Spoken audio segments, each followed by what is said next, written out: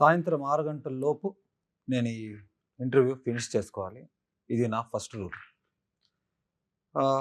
తెలుగు ఇండస్ట్రీకి రావాలంటే ఒక ఫ్యామిలీ బ్యాక్‌గ్రౌండ్ ఉండాలంటారు. అలాంటి ఫ్యామిలీ బ్యాక్‌గ్రౌండ్ ఇచ్చిన నా డైరెక్టర్‌కి వెల్కమ్. నమస్తే. ఎప్పుడూ మొబైల్‌లోనే మునిగిపోయిన నా సిస్టర్‌కి వెల్కమ్. ఇంత యాక్టివ్‌గా ఉన్న హీరోకి ఒక most laziest man on the earth నా బ్రదర్‌కి వెల్కమ్. ఇవన్నిటికంటే ఇంపార్టెంట్ ఒకటుంది. ఈ పేషెంట్‌కి ఒక డాక్టర్ కావాలి. అది డాక్టర్ రాజేంద్ర ప్రసాదే కావాలి. వెల్కమ్.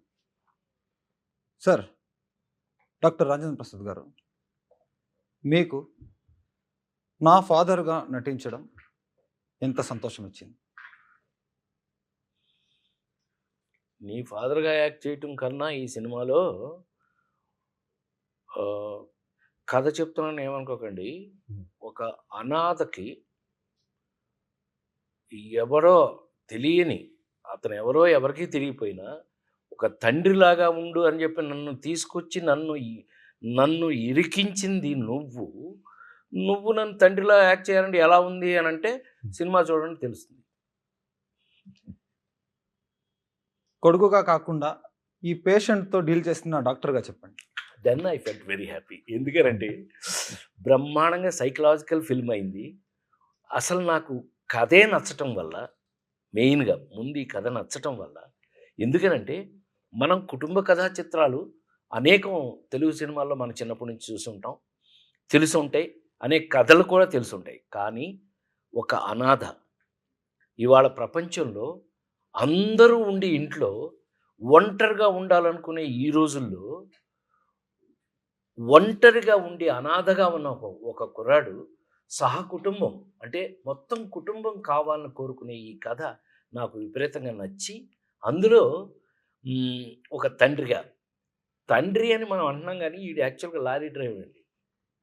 ఈడు లోడ్ వేసుకుని బెజవాడ నుంచి హైదరాబాద్ నుంచి బాంబే నుంచి ఢిల్లీ వెళ్ళి లోడ్ దించగానే పక్క పెట్టి క్వార్టర్ వేసుకుని పడుకునే టైప్ ఈయన తీసుకొచ్చి ఓ తండ్రి అని చెప్పి ఎంత హాయిగా మీరు నవ్వుకుంటారు.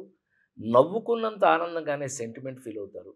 సెంటిమెంట్ ఫీల్ అయిన ఈ కుటుంబ కథ మిమ్మల్ని ఎటు తీసుకెళ్ళింది అనేది సినిమా చూస్తే తెలుసు. ఓకే. నేను ఎప్పుడూ ఒక విషయం ఇంటికి వచ్చినప్పుడంతా చూస్తుంటాను. మీకు తెలుసు 6 o'clock అయితే నేను ఇంటికి వచ్చేస్తానని చెప్పి. 6 గంటల తర్వాత నేను ఏం పెట్టుకోను పని. ఎందుకు ఈ విక్కీని అంత తిడుతుంటారు, అంత ఇది చేస్తుంటారు, మీరు అల్లరి చేస్తుంటారు, తిడుతుంటారు, కొడుతుంటారు అప్పుడప్పుడు? వీడా నువ్వు చెప్పు. నవ్వకు, చెప్పు, అడిగాడుగా చెప్పు. అంటే నేను చాలా బుద్ధిగా ఇంట్లో అన్ని పనులు చేస్తాను. అందుకే ఏంటి అన్ని పనులు? అన్ని పనులు చేస్తావా? ఎక్స్క్యూజ్ మీ, అన్ని పనులు? అన్ని పనులు చేసి నీకు వండి పెడితే తినడమే ఒక పని అనేది. అంతే. అన్ని పనులు అన్ని తినడమే పని. ఓ అలా చూడు, మనిషి చూసావు, సైజ్ చూసావు ఎలా అయిపోయాడు. కొంచెం సన్నబడ్డా. అవును, అని నీకు నువ్వే అనుకుంటున్నావు సన్నబడ్డాన్ని. అదే కాదు, నవ్వకు, నువ్వు నవ్వకు, మరీ లూజ్ అయిపో. ఒక లేజీ అని తెలుసు, క్వశ్చన్కి ఆన్సర్ కూడా చెప్పనంత లేజీ అని తెలియదు. Okay, stop.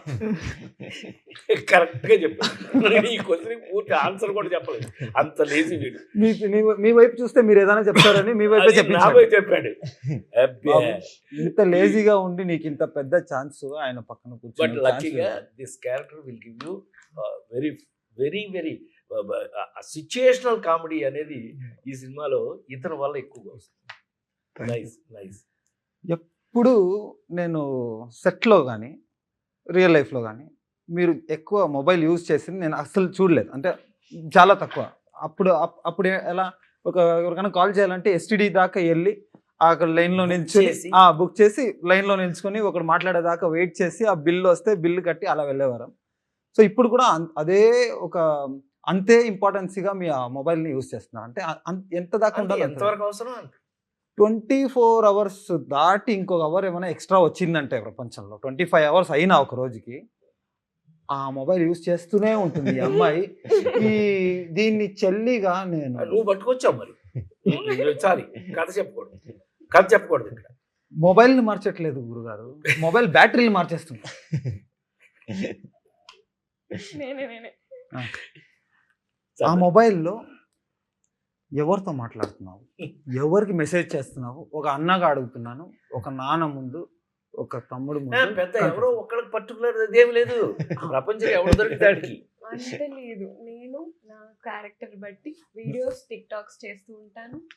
టిక్ టాక్ బాగానే అయిపోయింది కదా, అది ఎలా ఇప్పుడు కూడా టిక్ టాక్ చేస్తాను. ఇన్స్టాగ్రామ్ లో కూడా కంటెంట్ ఉంటది, యూట్యూబ్ కంటెంట్ ఉంటది, ఫేస్బుక్ కంటెంట్ ఉంటది, మనకి సోషల్ మీడియా లేదా? మొబైల్ ఎన్నో ఫోన్ వయసు. దానికి తెలిసినది మనకు తెలుసు. నేను అదే చెప్తాను, నువ్వు నన్ను ఏమన్నా మీ ఫోన్ దగ్గర ఉన్న ఫోన్ చూశాను, అవును. మోస్ట్ నేను అప్డేటెడ్ అవసరం ఫోన్. ఫోన్ వచ్చి అది ఇంపార్టెంట్ అయితే మాట్లాడతాం, లేకపోతే నేను షూట్ చేసేటప్పుడు ఎప్పుడైనా నా చేతిలో ఫోన్ చూసాను. ఎప్పుడు చూసాను? నేను నిజంగా నా చేతిలో ఫోన్ నువ్వు చూసావు ఎప్పుడైనా? ఇప్పుడు నేను పెట్టుకోను. మీరు నా క్యారెక్టర్ అలానే రాశారు, నేను అదే అలానే చేశాను. నువ్వు character గురించి చెప్పు. నిజంగా don't take it personal. నువ్వు వెంటనే personal తీసుకో. క్యారెక్టర్ లోనే ఉన్నాను. అయితే కానీ అయితే కూడా భలే గురువు గారు, పడింది అయితే కదా. కూడా ఈ అమ్మాయి ఇంత మోడర్న్ గా ఉన్నా గానీ ఇంటి నుంచి ఎప్పుడు బయటికి వెళ్ళడం, సారీ, ఇంటి నుంచి ఎప్పుడు బయటికి వెళ్ళదు కదా, అది ఒక మంచి విషయం కదా గురుగారు. వెళ్ళదు. ఎంత మొబైల్ వెళ్ళదు యూజ్ అంటే చేసినా నువ్వు వెళ్ళని ఇవ్వలేదు. అది మీరు సినిమాలో చూస్తూ తెలుస్తుందండి, ఎన్ని రకాలు, ఎన్ని ఫన్లు, ఎన్ని రకాల చేష్టలు మీకు తెలుస్తాయి. బట్ ఎనీవే నైస్, మంచి క్యారెక్టర్, సంథింగ్ స్పెషల్, ఎలా కొత్త అనిపించింది? రకమైన చెల్లి. ఎలా అనిపించింది నాన్నకు డాక్టర్ గా యాక్ట్ చేయడం? నాకు ఆయన డాక్టర్ గా యాడ్ చేయడం ఒక అదృష్టం. ఇలాంటి అదృష్టం ఎప్పుడు దొరకలేదు. అలాంటిది నేను ఆయన దగ్గర నుంచి చాలా చాలా నేర్చుకున్నాను, ఎవరితో ఎలా ఉండాలి. అండ్ బట్ ఒక్క విషయం మాత్రం నేర్చుకోలేదు కదా నువ్వు, ఏంటది, మొబైల్ యూజ్ చేయకూడదు ఎక్కువ అని. క్యారెక్టర్ అలాంటిదండి. నేను చేసేసాను. నాకు ఎప్పుడు కంటెంట్ చేయాలి, కంటెంట్ చేయాలి, కంటెంట్ చేయాలి, అదే ఉంటది. ఎన్ని గొడవలు నేను అవుతుంటాయి ఇంట్లోనే మీకు. ఉంటాను, ఇంట్లోనే బతుకుతాను, అందరం ఇంట్లోనే ఉంటాం, ఇంకేం చేయాలి ఇంట్లో? చెప్పు. ఎన్ని గొడవలు అయినా ఇక్కడ మీరు చెప్పాలి. ఇక్కడ కొట్లాడుకుని చచ్చిపోతున్నారు, ఈ అమ్మాయి దాంట్లో ఒక కంటెంట్ వెతుకుతుంది తప్ప దాన్ని వచ్చి ఒక సాల్వ్ చేద్దాము అదంతా ఏం లేదు. చిన్న పిల్ల కదా బాబు. ఓకే, ఇది రాశారు రాశారు రాశారు అని రాసేది కొంచెం చిరాకు గురుగారు. నాకు ఎన్నో ఎగ్జామ్లలో ఫెయిల్ అయ్యాను, రాయలేక ఫెయిల్ అయ్యాను. ఇక్కడ తెలిసినా ఇక్కడ రాసేటప్పుడు ఏదో ఒక ఆలస్యం, ఏదో ఒక నిద్ర వచ్చేస్తుంది. ఆ బుక్ చూస్తే అలాగే ఒక స్లీపింగ్ పిల్స్ టాబ్లెట్ తాగినలాగా ఒక ఫీల్.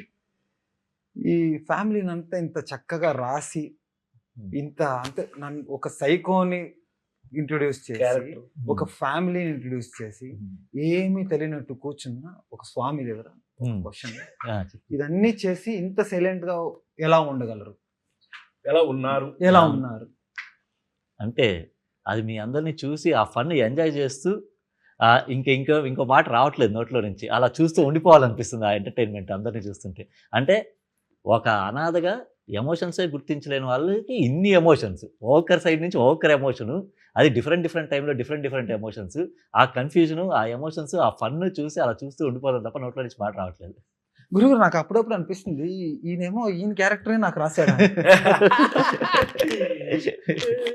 చెప్పలేదు, ఎందుకంటే వీళ్ళ గురువేమో సుకుమారు, నాతో నాన్నకు ప్రేమతో మీరంతా పనిచేశారు కదా, నాన్నకు ప్రేమతో దగ్గర నుంచి వాళ్ళ పుష్ప 1, పుష్ప 2 వరకు వీళ్ళంతా అక్కడ పనిచేసే వాళ్ళు. వీళ్ళందరూ they are very serious workers.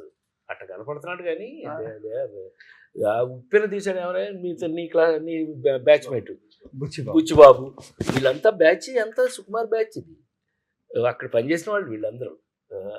అందుకే ఇంత మంచి కథ రాసుకోగలిగాడు అని అనిపిస్తుంది నాకు. ఇప్పుడు ర్యాపిడ్ ఫైర్ రౌండ్, మీరు ఫైర్ చేయండి, నేను ఆన్సర్ చేస్తాను. ఇదేంటి క్వశ్చన్స్ మనం అడగాలి? ర్యాపిడ్ ఫైర్ అదే కదా డిఫరెంట్. ఒక సైకో అదేమంటే పైగా క్వశ్చన్ అడగమంటాడు, డాక్టర్ గారు ఫైర్ అంటున్నాడు. డాక్టర్ గారు, ఫైరే నేను ఒక సైకలాజికల్ క్యారెక్టర్ చేసినాడు, ఒక పిచ్చాడు, రివర్స్ గేమ్ ఆడుతున్నాడు. ఇక్కడ అదో అందరూ ఇక్కడ నుంచి క్వశ్చన్ విసిరితే నేను అక్కడి నుంచి ఎక్స్పెక్ట్ చేస్తున్నాను. అబ్బా, ఫస్ట్ But ఏమైనా ఈ పేషెంట్ కి ఆ డాక్టర్ నుంచి ఒక ఏదో నిన్ను అక్కడ కూర్చోబెట్టారు కానీ నాయన, నువ్వు కూడా ఆన్సర్ చేయవలసిన వాడివే. రేపు సినిమా చూసేటప్పుడు నువ్వే హీరో అనే విషయం మర్చిపోకు. అయినా నువ్వు ఉండండి గురుగారు, ఒక నిజం చెప్పాలి. నేను సెట్లో ఒక లౌడ్ వాయిస్ వచ్చేది, హీరో గారు ఇంకో హీరో గారు ఇంకో ఎవరిని అనేవారు అలా. మనం కెమెరామెన్ మధు ఫస్ట్ డే నుంచి లాస్ట్ హీరో గారు ఎవరిని అన్నారు. మా సెట్లో మీకంటే పెద్ద హీరో ఎవరు సార్, ఈ ఇంటర్వ్యూలో పెద్ద హీరో ఎవరు, ఇక్కడ దాకా తీసుకొచ్చి ఇది చేస్తున్నారని అంటే హీరో అని దాంట్లో పెద్ద మనం సాధించేది ఏముంటుంది కానీ నా దృష్టిలో ఎప్పుడు కూడా ఇది 48 సంవత్సరాల సినిమా జర్నీలో హీరో అంటే ఏంటి తెలుసా, పెద్ద ఆయన కాలం నుంచి నేను చెప్తుంది ఎన్టీ రామారావు గారి కాలం నుంచి చూసిన వాడిని కదా నేను. కథకి ఎవరు నాయకుడైతే వాడే కథానాయకుడు. కథానాయకుడు ఈజ్ నథింగ్ బట్ హీరో. ఆ కథకి ఇప్పుడు ఆ నలుగురు సినిమా ఉంది, ఆ నలుగురు సినిమాలో నేను ముసలివాడి వేషం, ఫాదర్ క్యారెక్టర్, అంత మాత్రం చేత నన్ను ఆ కథకి నాయకుడు నేనే. కరెక్ట్. సో నేనే కథానాయకుడు నా సినిమా. అట్లా కథకి ఎవరు నాయకుడు. ఇప్పుడు ఈ సినిమాలో నువ్వు అనాథ, నువ్వు సహకుటుంబం కావాలని కోరుకున్నావు, నువ్వు కథానాయకుడివి, నువ్వు హీరో, అట్లా అనుకోవాల్సిందే తప్పితే అంతకన్నా ఎక్స్ట్రాడినరీగా తీసుకోవడం నాకు పెద్ద ఇష్టం ఉండదండి. ఆడియన్స్కి ఒక చిన్న విషయం చెప్పాలనుకుంటున్నాను. ఇది ఒక చిన్న ఎగ్జాంపులే. ఒక చిన్న క్వశ్చన్కి వాడు ఇచ్చిన ఆన్సర్. నాకు వచ్చిన కాంప్లిమెంట్స్ ట్రైలర్ చూసిన తర్వాత కొత్త లేదు.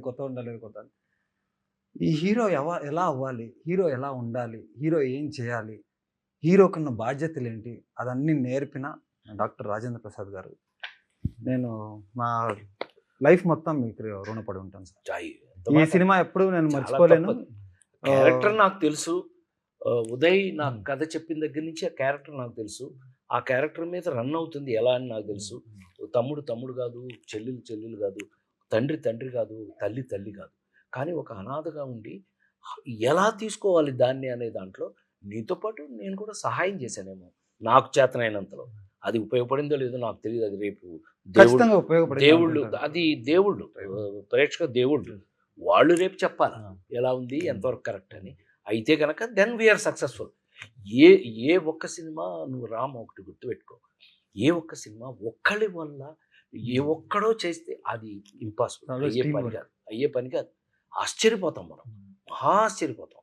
ఎందుకనంటే నేను పెద్ద ఆయన దగ్గర నేర్చుకున్నటువంటి, రామారావు దగ్గర నేర్చుకున్నటువంటి లెసన్స్లో ఇది ఒక లెసన్. అయితే కనుక ఎవరి బాధ్యతను వాళ్ళు నిర్వర్తించితే తప్ప ఒక సినిమా సహకుటుంబంగా రాదు.